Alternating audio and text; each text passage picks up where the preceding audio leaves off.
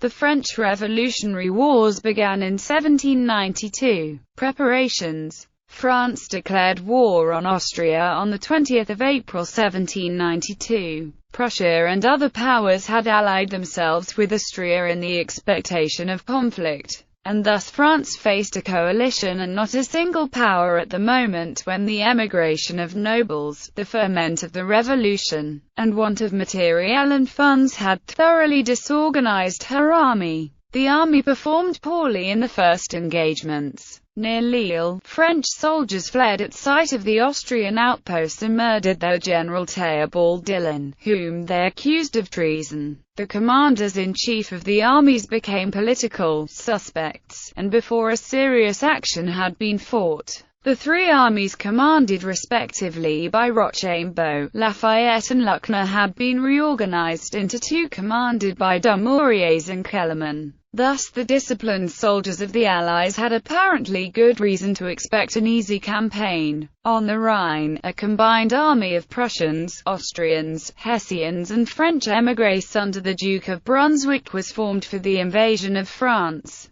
flanked by two smaller armies on its right and left, all three being under the supreme command of King Frederick William II of Prussia. In the southern Netherlands, plans called for the Austrians to besiege Lille, and in the south the Piedmontese also took the field. The first step was the issue of the Brunswick Manifesto, a proclamation which, couched in terms most insulting to the French nation, generated the spirit that was afterwards to find expression in their armed nation of 1793 to 1794, and sealed the fate of King Louis. It was issued against the advice of Brunswick himself, whose signature appeared on it. The Duke, a model sovereign in his own principality, sympathized with the constitutional side of the French Revolution, while as a soldier he had no confidence in the success of the enterprise. Invasion. After completing its preparations in the leisurely manner of the previous generation, his army crossed the French frontier on 19 August 1792. The Allies readily captured Longwy and slowly marched on to Verdun, which appeared more indefensible even than Longwy. The commandant there, Colonel Beaurepaire, shot himself in despair, and the place surrendered on 3 September 1792. Brunswick now began his march on Paris and approached the defiles of the Argonne. But Dumouriez, who had been training his raw troops at Valenciennes in constant small engagements, with the purpose of invading Belgium, now threw himself into the Argonne by a rapid and daring flank march, almost under the eyes of the Prussian advance guard, and barred the Paris road.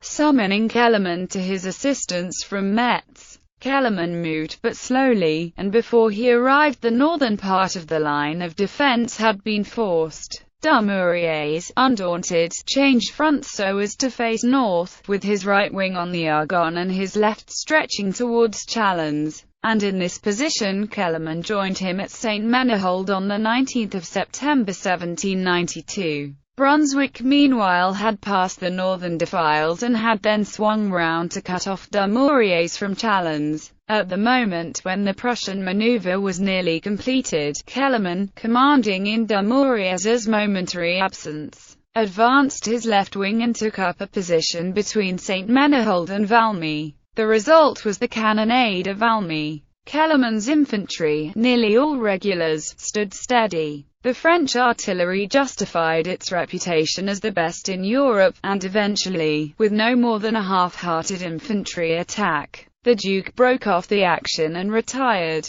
This seemingly minor engagement proved the turning point of the campaign. 10 days later, without firing another shot, the invading army began its retreat. Dumouriez did not press the pursuit seriously. He occupied himself chiefly with a series of subtle and curious negotiations which, with the general advance of the French troops, brought about the complete withdrawal of the enemy from the soil of France. Other fronts. Meanwhile, the French forces in the south had driven back the Piedmontese and had conquered Savoy and Nice. Another French success was the daring expedition into Germany made by Custine from Alsace. Custine captured Mainz on 21 October 1792 and penetrated as far as Frankfurt.